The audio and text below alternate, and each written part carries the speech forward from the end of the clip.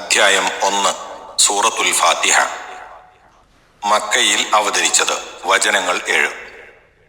വിശുദ്ധ ഖുർആനിൽ ആദ്യം വായിക്കപ്പെടുന്നതും മുസ്ഹഫുകളിൽ ഒന്നാമതായി എഴുതപ്പെടുന്നതുമായ സൂറത്ത് അഥവാ അധ്യായം എന്ന നിലയ്ക്ക് ഇതിന് സൂറത്തുൽ ഫാത്തിഹ അഥവാ പ്രാരംഭം എന്നും ഫാത്തിഹത്തുൽ കിതാബ് അഥവാ വേദഗ്രന്ഥത്തിന്റെ പ്രാരംഭം എന്നും പേര് പറയപ്പെടുന്നു. ഖുർആന്റെ മൂലം അഥവാ കേന്ദ്രം എന്ന അർത്ഥത്തിൽ ഉമ്മുൽ ഖുർആൻ എന്നും ഉമ്മുൽ കിതാബ് എന്നും പേരുണ്ട്.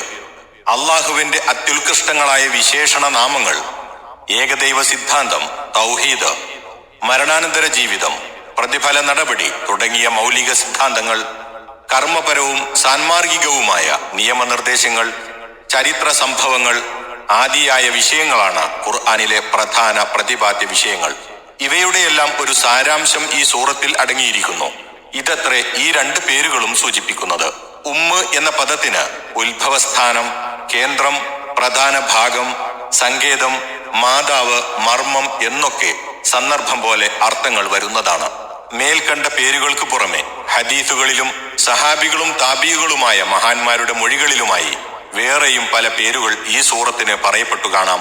എല്ലാം തന്നെ ഇതിന്റെ ഓരോ തരത്തിലുള്ള പ്രാധാന്യവും ശ്രേഷ്ഠതയും ചൂണ്ടിക്കാട്ടുന്നു. ഖുർആനിക വിജ്ഞാനങ്ങളുടെ മൗലിക വശങ്ങൾ ഉൾക്കൊണ്ടിട്ടുണ്ടെന്ന നിലയ്ക്ക് അസാസുൽ ഖുർആൻ, ഖുർആന്റെ അസ്ഥിവാരം എന്നും മനസ്സിരുത്തി പഠിക്കുകയും വിശദ വിവരങ്ങൾ തുടർന്നന്വേഷണം നടത്തുകയും ചെയ്യുന്നവർക്ക് ആവശ്യമായ കാര്യങ്ങൾ ഗ്രഹിക്കുവാൻ ഈ സൂറത്തു തന്നെ മതിയാകുമെന്ന അർത്ഥത്തിൽ അൽ കാഫിയ, മതിയായത് എന്നും, വിജ്ഞാന മൂല്യങ്ങളുടെ നിക്ഷേപം എന്ന ഉദ്ദേശത്തിൽ അൽ കൻസ്, നിക്ഷേപം എന്നുമുള്ള പേരുകൾ അവയിൽ ചിലതാകുന്നു. കൂടാതെ ഇതിന്റെ തുടക്കം അള്ളാഹുവിന്റെ മഹൽ ഗുണങ്ങളെ എടുത്തു കാട്ടിക്കൊണ്ടുള്ള സ്തുതി കീർത്തനമായതുകൊണ്ട് സൂറത്തുൽ ഹംദ്, സ്തുതി കീർത്തനത്തിന്റെ അധ്യായം, അവസാന ഭാഗം പ്രാർത്ഥനാ രൂപത്തിലാകയാൽ സൂറത്തു ദുആ, പ്രാർത്ഥനയുടെ അധ്യായം, നമസ്കാരത്തിൽ ഒഴിച്ചുകൂടാത്തതാകയാൽ സൂറത്തു സ്വലാ, നമസ്കാരത്തിന്റെ അധ്യായം എന്നിങ്ങനെയും ഇതിന് പേരുണ്ട്.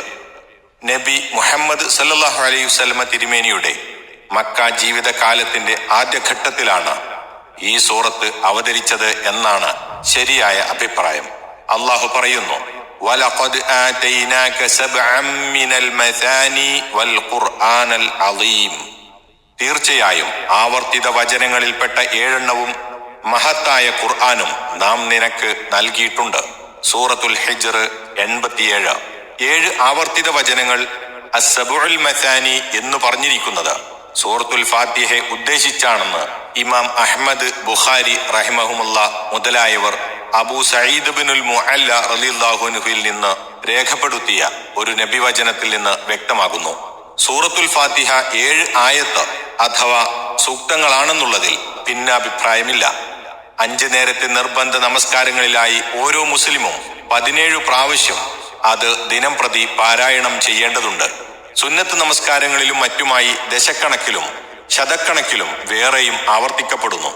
7 ആവർത്തിത വചനങ്ങൾ എന്ന് ഈ സൂറത്തിനെ കുറിച്ച് പറഞ്ഞതിന്റെയും ഈ വചനത്തിൽ ഒരു സൂറത്തിനെ പ്രത്യേകം എടുത്തു പറഞ്ഞതിന്റെയും രഹസ്യം ഇതിൽ നിന്ന് മനസ്സിലാക്കാവുന്നതാണ്. സൂറത്തുൽ ഹിജ്ർ മക്കി സൂറത്തുകളിൽ പെട്ടതാണെന്നുള്ളതിൽ സംശയമില്ല. അപ്പോൾ ഈ സൂറത്ത് അതിനു മുമ്പ് അവതരിച്ചിരിക്കണമല്ലോ. അൽ മസാനി, ആവർത്തിതങ്ങൾ എന്ന വാക്കിന് വേറെ നിലക്കും വ്യാഖ്യാനം നൽകപ്പെട്ടിട്ടുണ്ട്. അതിനെപ്പറ്റി യഥാസ്ഥാനത്ത് വെച്ച് വിവരിക്കാം ഇൻഷാ അല്ലാഹ്.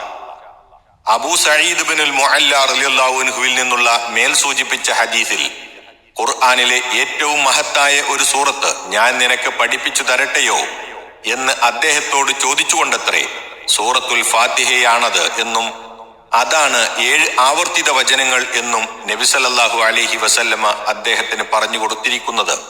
അഹ്മദ്, തിർമിദി റഹിമഹുമുള്ള മുതലായവർ ഉബയ്യ് ഇബ്നു കഅബ് റളിയല്ലാഹു അൻഹു വഴി ഉദ്ധരിച്ച വേറൊരു ഹദീസിൽ തൗറാത്തിലാകട്ടെ, ഇഞ്ചിലിലാകട്ടെ, സബൂറിലാകട്ടെ, ഫുർഖാനിൽ അഥവാ ഖുർആനിലാകട്ടെ ഇതുപോലൊരു സൂറത്ത് അവതരിച്ചിട്ടില്ല എന്ന് നബി സല്ലല്ലാഹു അലൈഹി വസല്ലമ പ്രസ്താവിച്ചതായും വന്നിരിക്കുന്നു.